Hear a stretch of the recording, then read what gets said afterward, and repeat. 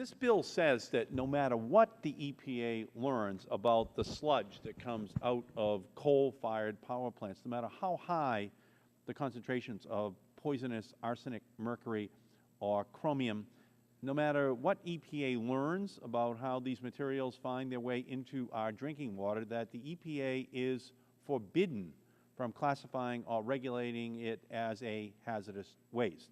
It is a green light pass for utility companies to dispose of their waste without regard to public health or the environment. Now, it turns out that the Republican majority is not alone in this conclusion. Mercury, a major component of coal ash, was a common cure-all for many 19th century ailments. If you had a toothache, you can just rub a little mercury on it. That's 19th century medicine. Now, I have a chart, an image that I would like to have be put up on the screen as well, and that's an advertisement back about a century ago that deals with, and here's what it says: ladies, if you desire a transparent, clear, fresh complexion, free from blotch, blemish, roughness, coarseness, redness, freckles, or pimples, use Dr. Campbell's safe arsenic complexion wafers and Folds medicated arsenic complexion soap. So these medications at the time were basically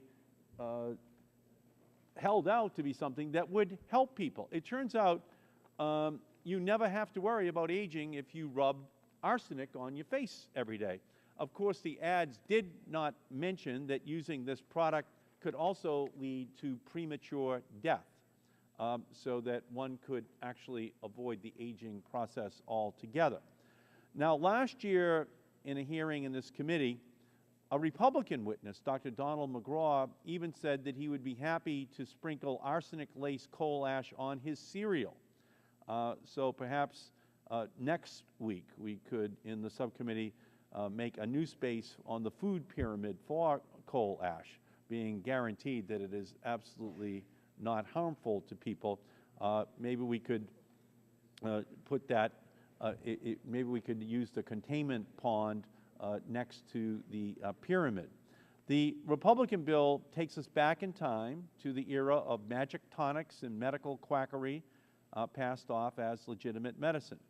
So the problem with continuing to push the 19th century technology like traditional coal is that unfortunately there is a commitment that has to be made to 19th century attitudes about health and the environment.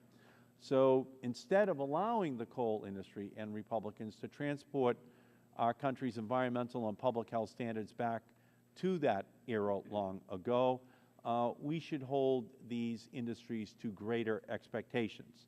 The bill denies the public a role in permitting decisions that intimately affect local communities in the 42 states in which coal ash disposal occurs. It denies communities a voice in decisions about waste sites that may be hundreds of acres in size, receive millions of tons of waste.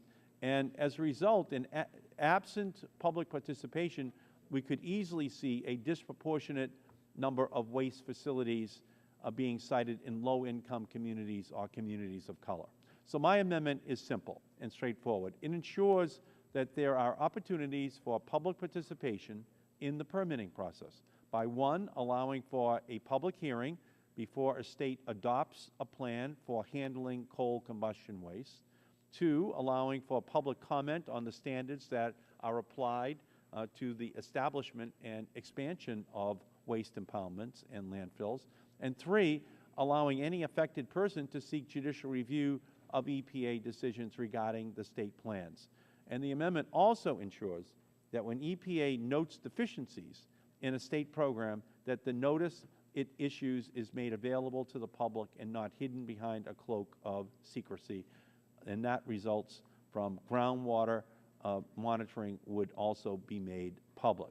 Public participation is the essential cornerstone here to ensure that the public understands what is going on. The Clean Water Act, the Safe Drinking Water Act, the Clean Air Act, the Resource Conservation and Recovery Act. The communities have a right to know. That's what my amendment propounds to accomplish. I urge an aye vote, and I yield back the balance of my time.